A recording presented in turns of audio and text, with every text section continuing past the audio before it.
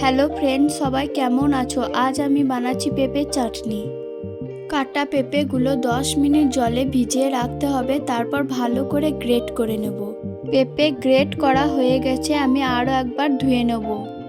Gas জ্বালিয়ে কড়াই বসিয়ে 1 কাপ মতো জল দিয়ে দেব। এবার গ্রেট করা পেঁপেগুলো অল্প একটু লবণ দিয়ে হালকা করে সিদ্ধ করে নেব। পেঁপে সিদ্ধ হয়ে গেছে, এবার আমি ভালো করে জল ছেঁকে তুলে নেব। পেঁপে জল ছেঁকে তুলে নেওয়া হয়ে গেছে। এবার একটি কড়াইয়ে সাদা তেল দিয়ে শুকনো লঙ্কা 5 ফোড়ন দিয়ে ভালো করে একটু ভেজে নেব। হালকা সিদ্ধ করা পেঁপেগুলো কড়াইয়ে দিয়ে দেব, তারপর ভালো করে নেড়েচেড়ে নেব, তাহলে কাঁচা পেঁপের গন্ধ থাকবে না। কিছুক্ষণ নেড়ে নেওয়ার পর পরিমাণ মতো চিনি দিয়ে দেবো।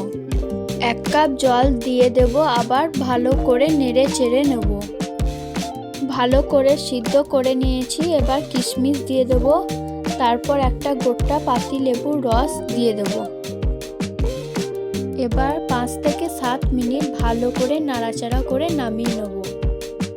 চাটনি খুব সুন্দর হয়েছে, তোমরা একবার এরকমভাবে বাড়িতে বানিয়ে দেখতে পারো, খুব অল্প টাইমের মধ্যে হয়ে যাবে।